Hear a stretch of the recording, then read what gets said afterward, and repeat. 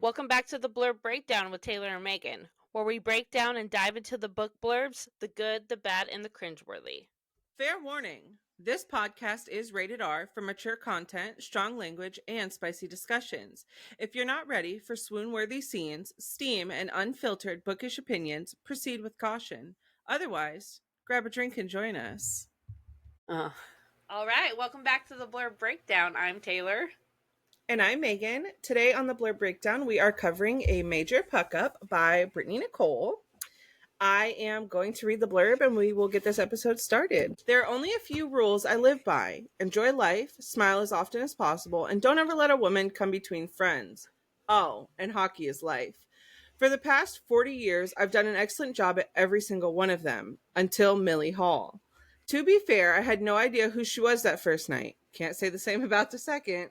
Finding out that the mystery girl who turned my world upside down was the twin sister of my star left winger and my best friend's 22-year-old daughter is less than ideal.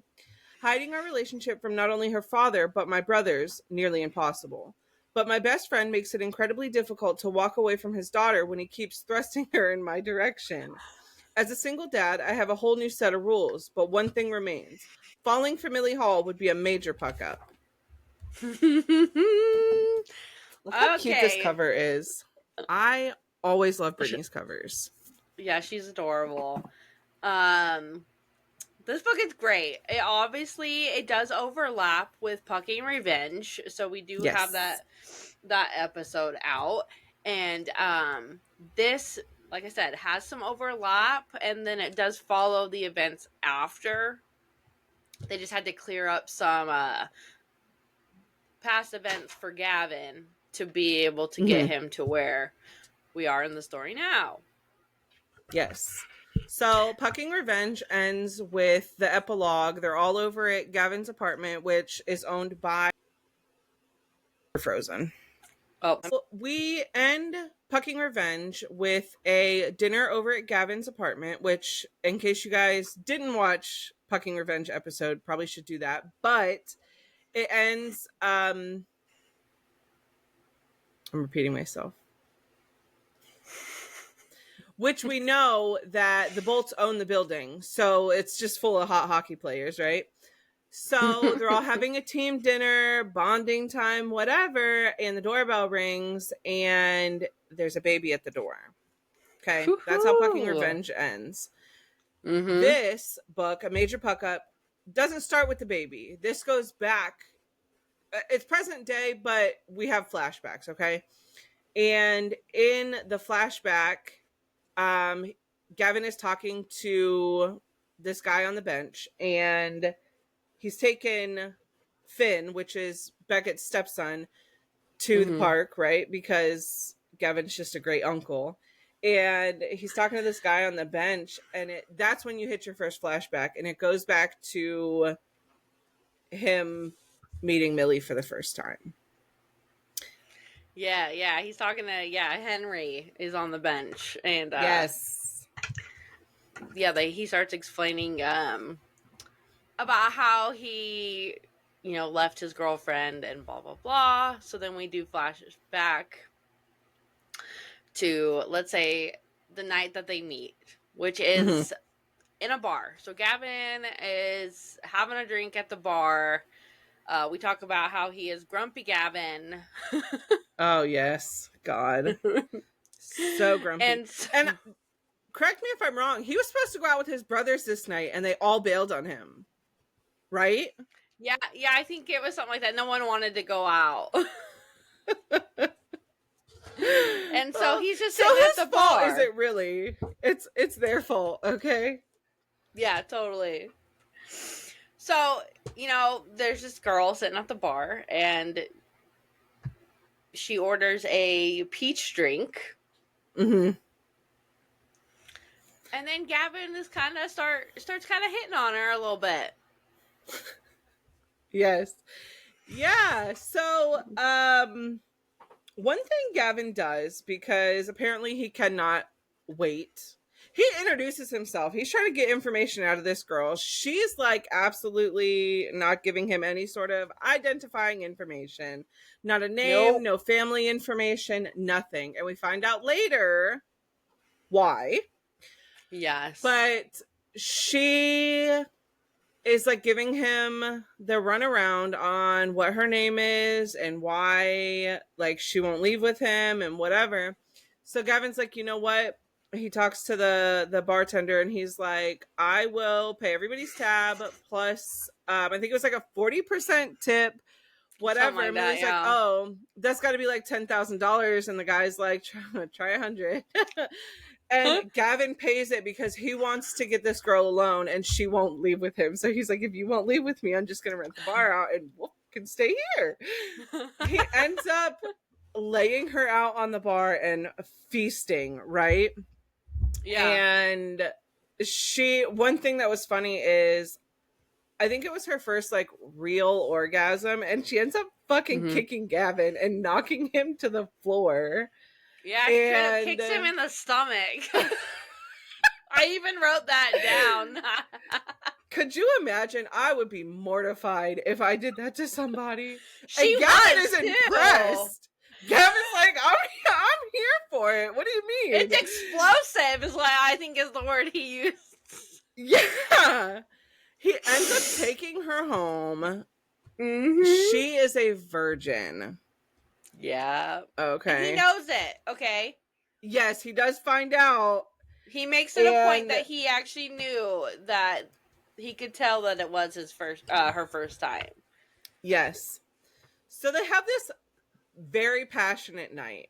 Just everything both of them wanted in that moment. It was perfect, right? And the next day, because Gavin has to be on a flight because his best friend Ford is getting married.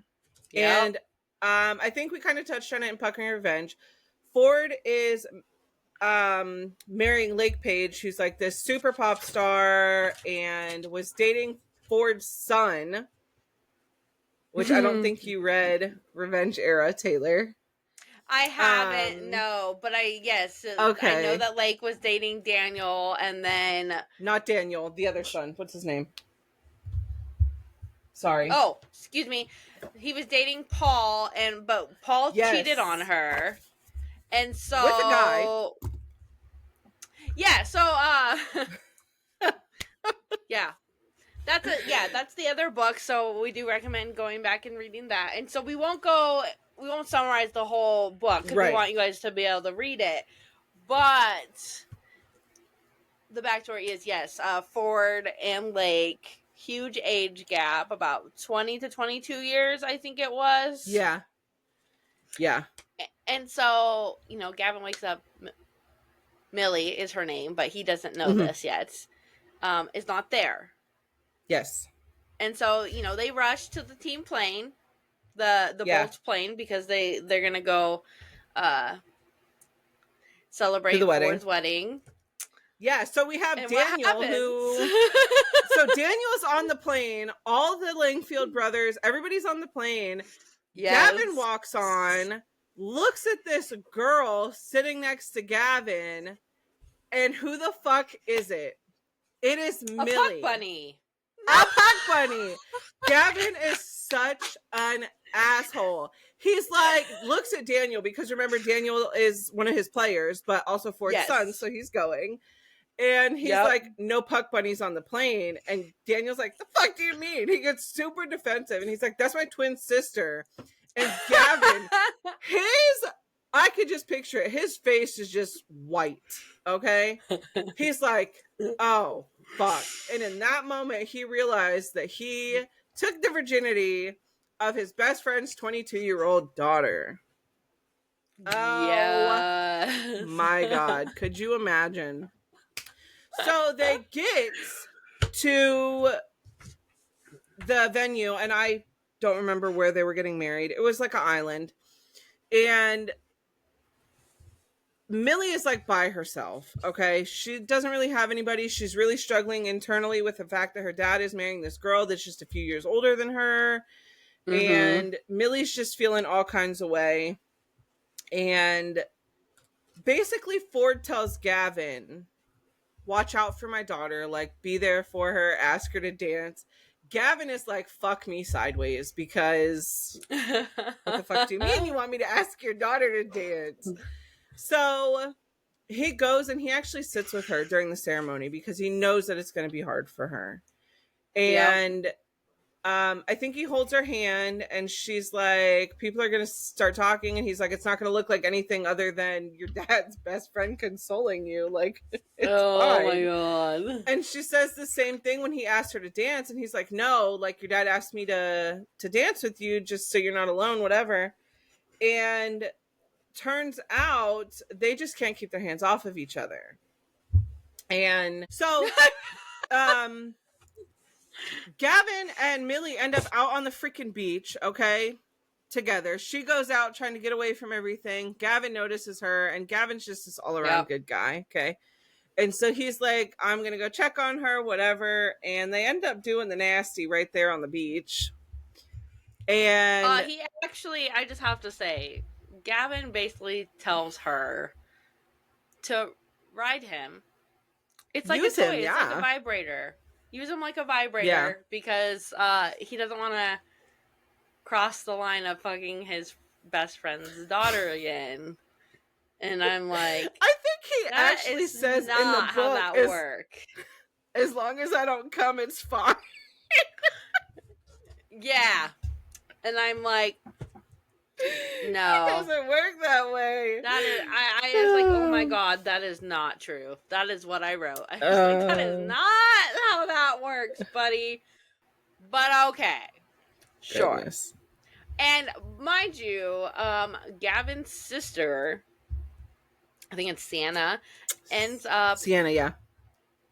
up offering Millie a job in Paris while she's in trying to figure out her stuff. Yeah, so Gavin doesn't know this. Let me just put that out there. Gavin is not aware. In some of Brittanee's previous books, not same world, different series, there is a couple, Kat and Jay. And they're all friends, okay? And Kat runs Jolie, which is a like fashion, I think it's fashion. Pretty sure it's fashion. Like magazine type thing. Well, they're doing a special on Sienna Langfield. And apparently Sienna is not happy with any of her assistants. And basically, Kat's plan was, if we hire a friend of the family, Sienna won't get rid of her. And that's when she offers Millie, like, hey, like, let's talk about it, whatever. And like Taylor said, Gavin has no idea. But he tries to walk her back to her room that night after the whole thing on the beach. And she's like, no, I'm next to my brother's room. Like, I don't want anybody to see. So he gives her his cell phone number. And this kicks off a lot, him giving her the number. He's like, text me when you're back. And so she gets to the room and she's like, I'm back. And he's like, okay, use my number whenever you want. The next morning he gets up and they're on the plane to come home.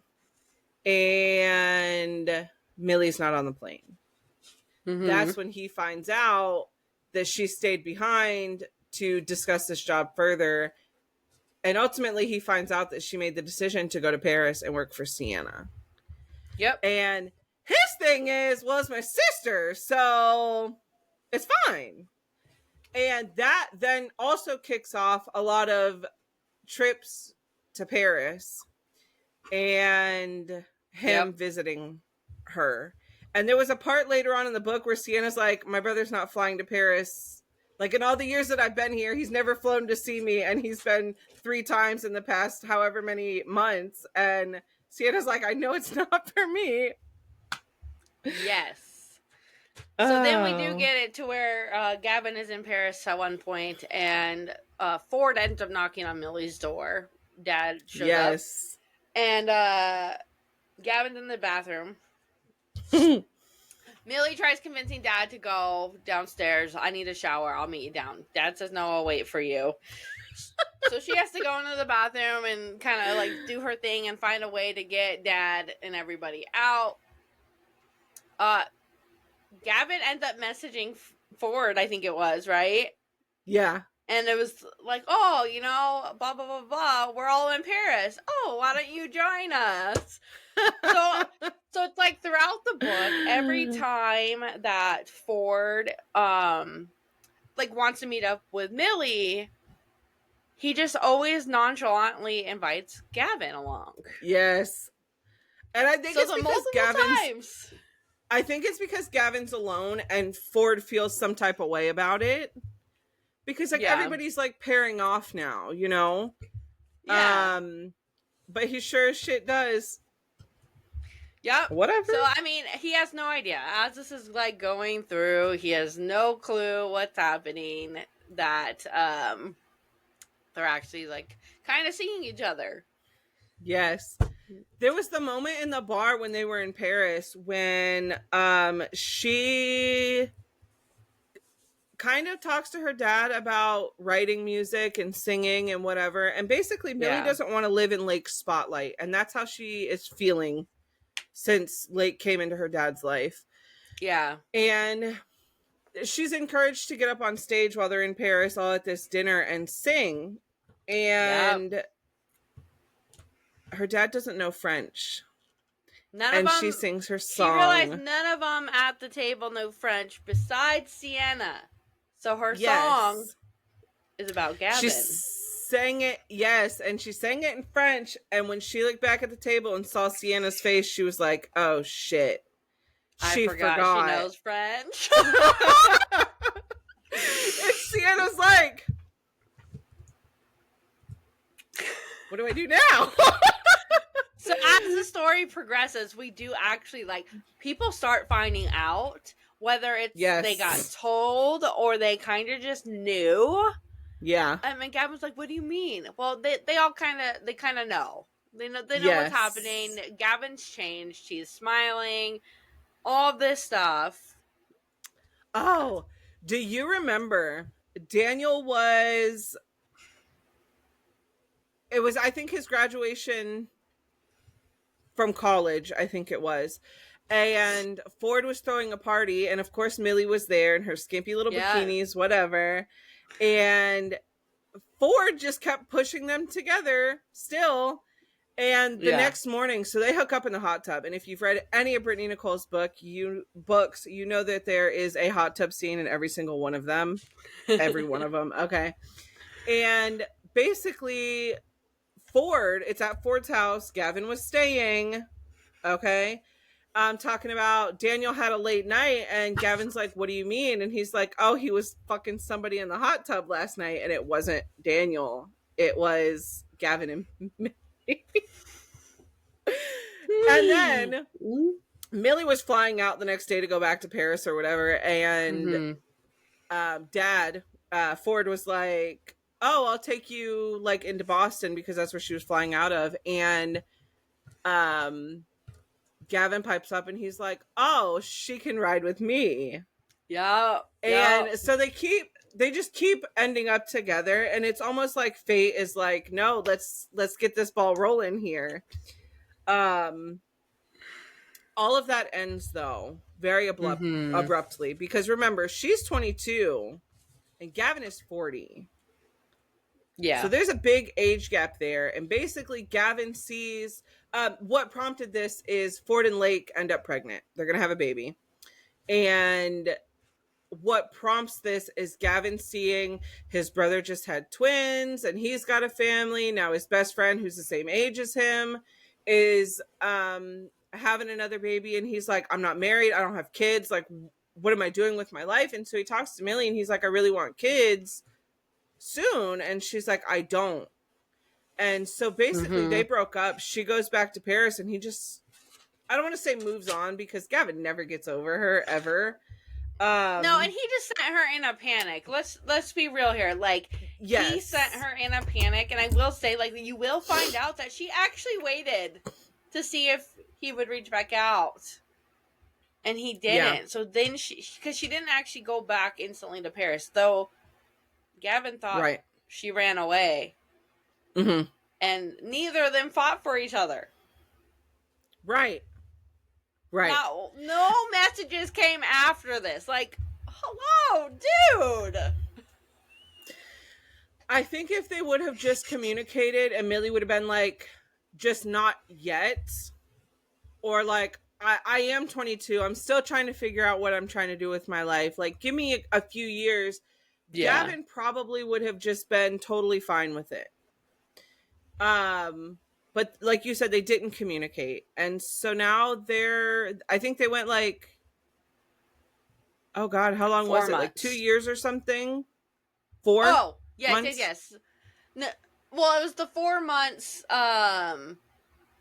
It was 4 months in between that and then when she goes back to try to surprise him, and then Lake is talking about Vivi. And Millie's that's like, right. who the fuck is that? Yes. Okay. Who's that? So, it's only been 4 months. That is when the epilogue from Pucking Revenge comes into play and the baby ends up at the door. Yes. There's a note attached, not attached to her, but there's a note with her that says, it was says stapled coach, on. What do you which mean? is what, you're all right. It says coach, which is what Millie calls Gavin. Okay. Yes. Basically saying like, I tried, I can't be a mother, I can't be who she needs right now, she's better off with you, blah blah blah blah blah. Gavin immediately takes to this baby. He panics the freak out. Okay, he doesn't know what to do with the baby, but fatherhood really looked good on him. Okay, once he learned how to take care of her and do what he needed to do, he really just embodied that role as dad very well. And like you said, Ford and Gavin's relationship is a little bit strained because Gavin kind of distanced himself for a couple reasons. Because he was fucking Millie, and then he sees his friend moving on in life and he's just kind of stationary. Yeah. So he pulls back a little bit and Ford notices that. So Ford's like, I'm not going to lose my best friend, invites him and Vivi up for the weekend. Yes. And Millie ends up showing up unexpectedly. And she wants to surprise him. So we know that Millie obviously shows up to surprise not only her dad and Lake, but also she wants to surprise Gavin. But then, Lake is all talking about Gavin's girl, Vivi, right? And so Millie's like, what the hell? Who is this bitch? Right. Her dad's like, oh, you should see the way he looks at her and the way he holds her and the way he just opened up his home to her. And Millie's like, the fuck do you mean? Like, it hasn't been that long since we broke up and he's already moved some bitch into his house. She's like freaking out. And Gavin shows up for the weekend at Ford and Lake's house. And Millie comes down the stairs and Gavin's standing there holding this baby and he's like, all right, where's this bitch at? Like, and it turns out that it was Vivi, his daughter. Baby, and now Millie is like, I'm going to use the baby to my advantage to get Gavin back. She's like, I'm going to prove to him that I'm great with kids and that me and Vivi are besties. And she does too. Could you imagine someone just takes your baby, you're like, give me my daughter back, and no, we're gonna go blah blah blah blah blah. Yeah, help Blake in the kitchen. I'm sorry, what? Gavin was so protective of Vivi, and it was honestly like so cute because he's like, give me my daughter. And as a parent, if somebody was like, no, I probably would have like squared up. But like, I also see where Millie was trying to like get back in Gavin's good graces. Part of me wished she wouldn't have used the baby, but also it worked. Yeah, because, hey, bestie. Yeah, she did end up falling in love with Vivi in a way that a mother would. Yeah. And it was really cute. Yeah, and I honestly loved it. What is funny is Millie quit her job in Paris. She's got nothing. She doesn't know what she's doing.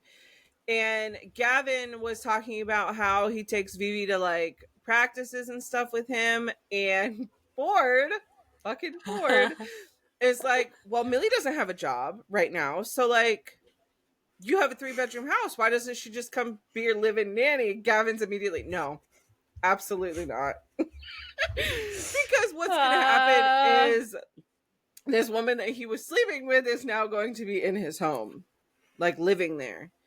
And Gavin is so against it, and Millie just wedges her way in. And she's like, nope, we got it. I got this. Next thing you know, she's Vivi's nanny, living in the house. She's like, I'm not giving up my man. She's like, no, I've decided Gavin is mine. That was her ticket in. Both of them. Yep. Right. So she did. We go single dad nanny trope. Yes. It was lovely. Watching them try to fight their desire. Gavin has always loved her. That was never an issue. Yeah. His issue now is keeping his hands to himself. Okay? Well, and he's just afraid. Like, he's just afraid of getting hurt. Let's be real. We get both of their perspectives. So we know that both were very hurt.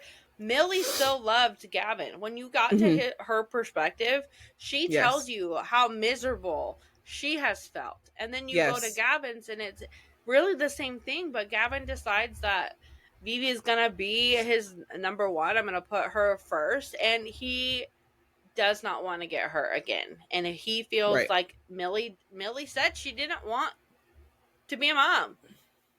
Right. Not necessarily in those words, but like that's what it made it feel like for Gavin, is that she ran away when it came down to kids. So he's like, can't do that. Right. I have to protect my daughter now.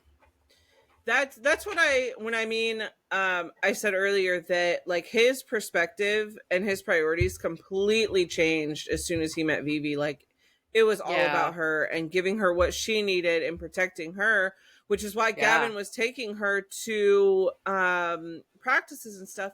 Ava was helping, which Ava is oh my god, what is her position? I don't remember. She works for the Bolts and the Revs. Yeah. Oh, she sets up like the charity events and stuff for the teams. Oh, okay. That's what she does. I'm like, I know she does something. She was helping when she could, but like her trying to travel with the team because Gavin's not leaving Vivi alone, you know? He's not flying away and leaving her.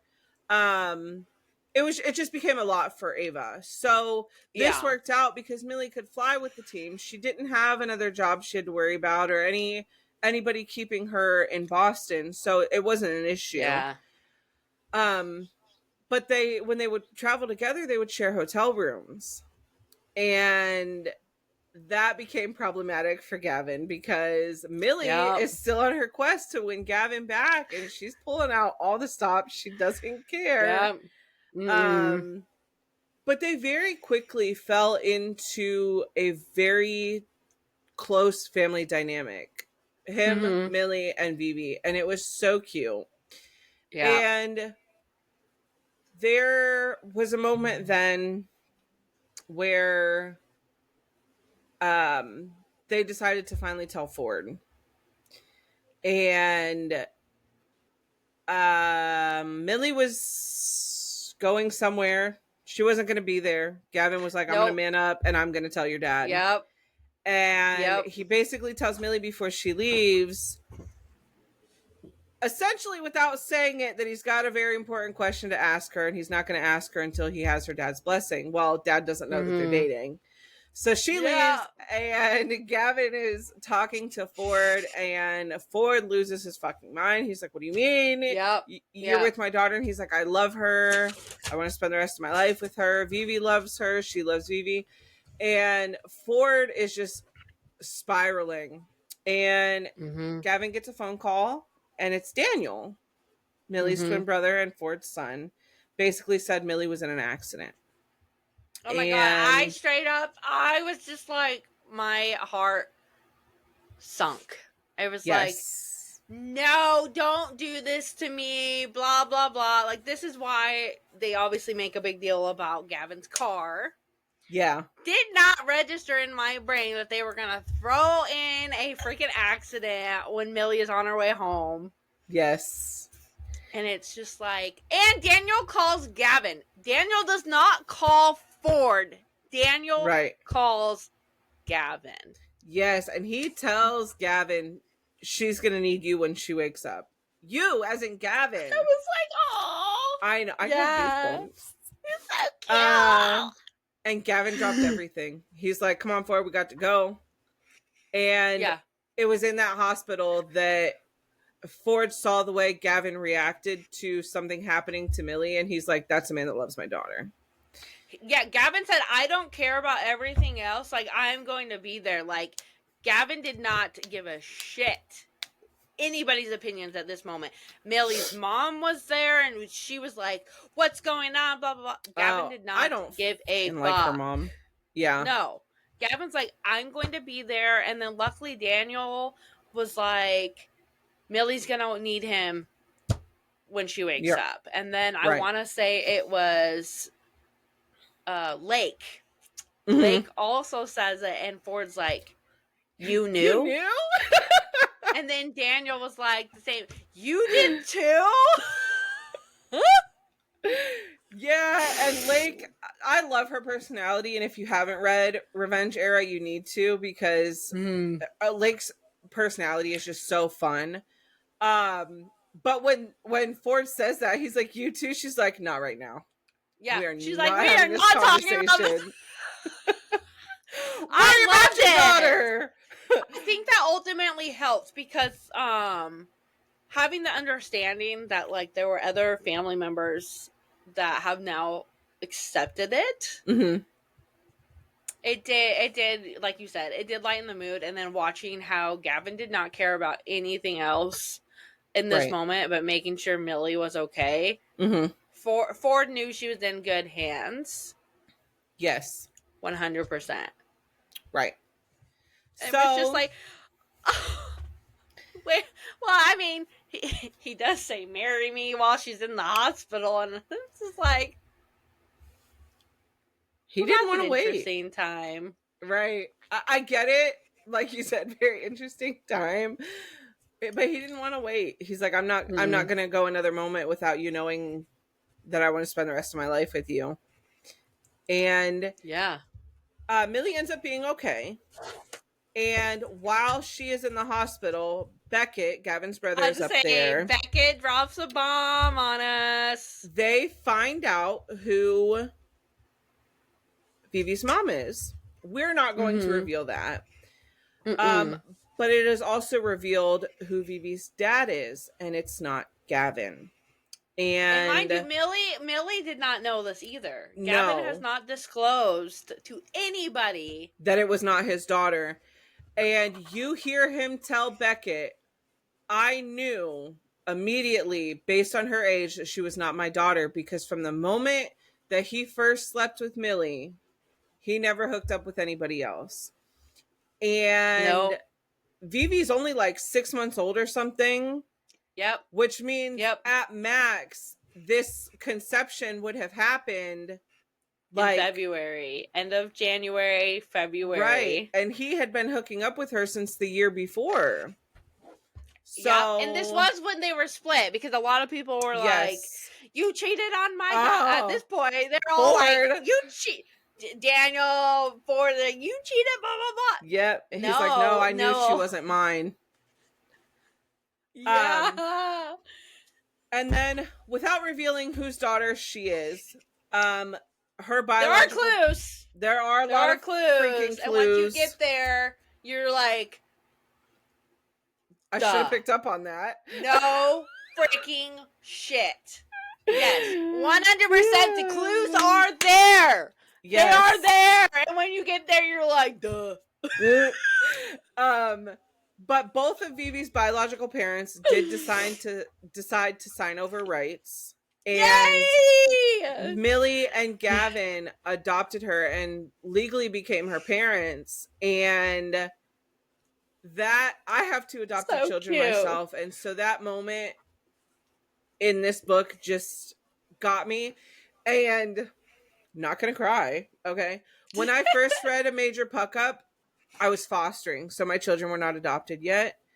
And reading it now as an adoptive parent hit a lot harder. I'm fine. And it was that moment that they were at the courthouse and Ford showed up and he's like, well, if I'm going to be a grandfather, like, that was and so I'm like, he came around. But yeah, he's like grandpa, like ready. And then I really loved when they clarified your daughter. No, he said our daughter. And yes. That Millie, she got her mom title and like. So that's a huge theme throughout these first couple of books are friendship bracelets. Okay, Brittanee's obsessed with Taylor Swift. Oh. So like, of course.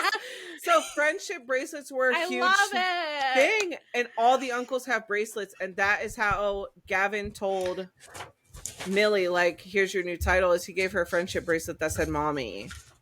Oh my god, that was so cute. And he had a daddy one, which mind you, I'm glad you touched on the friendship bracelet because there was Sarah from Pucking Revenge. Love Sarah.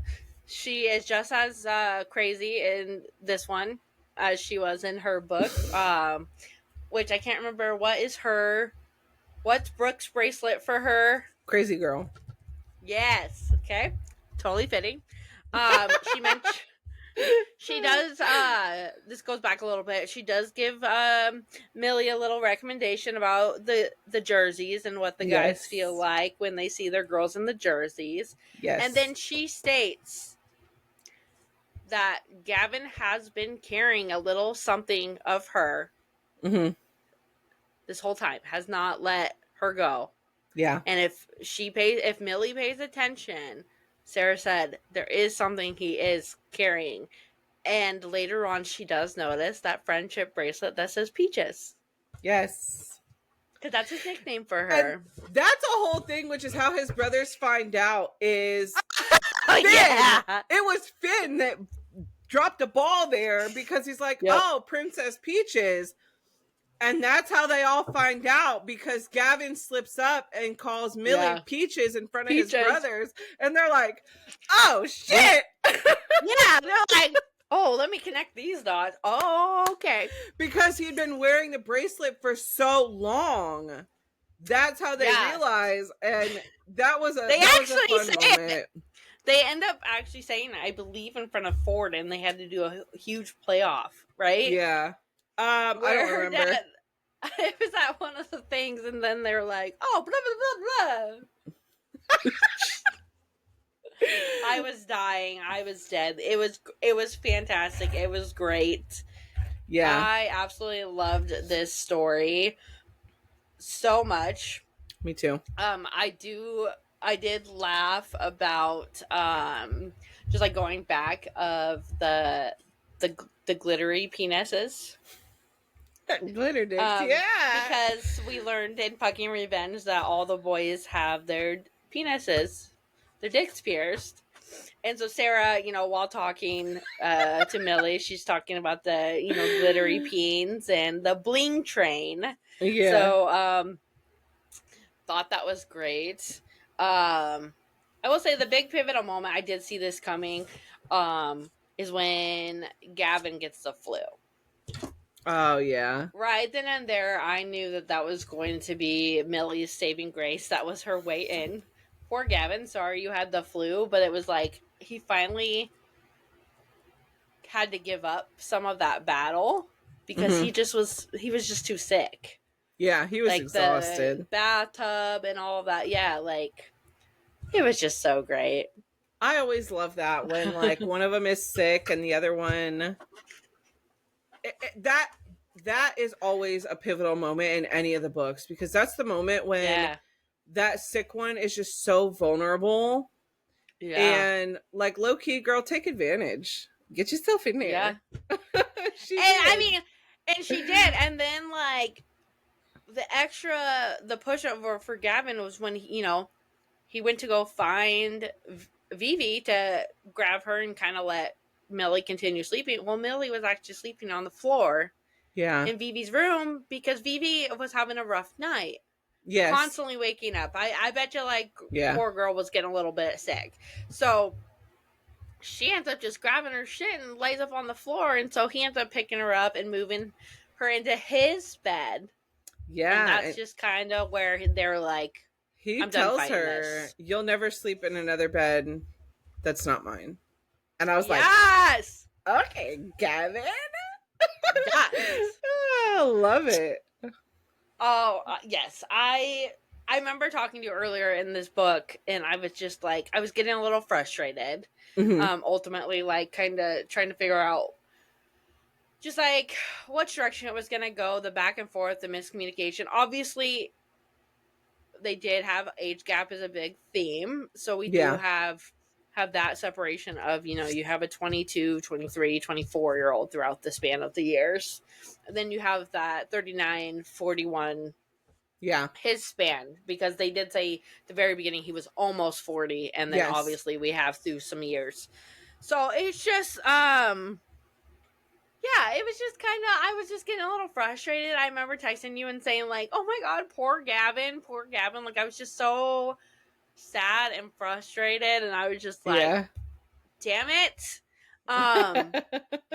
But ultimately, I ended up loving the book. I didn't want to put it down once I got past that little hurdle, and so good. So good. So something I can say, and I mean this with so much respect to Brittanee and her art of writing books. Gavin was probably my least favorite. Okay. And I say that also in the same sentence when I say I love him, but it also means that literally I'm obsessed with all of the other books. I'm obsessed with all of them as a whole, but when I tell you, like, I loved this one and it was my least favorite, like, the rest are just gold. And I've only read 2. So I've read Pucky and Revenge, which I love Brooks, I love Sarah, and obviously I just read Gavin's book, so absolutely loved him. I will say the age gap theme will be a little harder for me to relate to in the sense of maybe some of the other books, but freaking loved the story, loved the characters, loved him. I did connect with Sarah a little bit more. Like I said, I wanted to end up dyeing my hair blue and doing that whole thing. But it was fantastic. I'm excited to check out some of the other ones. I don't think there's any more age gaps. If you read Revenge Era, that's obviously an age gap. But thinking at the rest of her books, I don't think there's any more age gaps throughout. That's totally fine. The only one I'm not going to read will be Trouble. Personal will be Trouble, and that's because I do not like why choose. And I will do a love triangle, but you have to choose. And I feel like Brittanee did a really good job. It's in the same world, obviously, but it's in a town a little bit separated from Boston.